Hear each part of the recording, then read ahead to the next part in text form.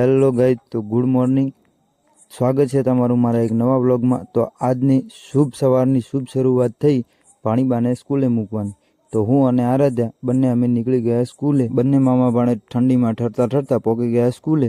ત્યાં આરાધ્યાને સ્કૂલે મૂકી અને હું નીકળી ગયો ઘર તરફ. ત્યાં તો ઘરેથી ફોન આવ્યો કે બેનને પાછા કોલોની લઈ જવાના હતા.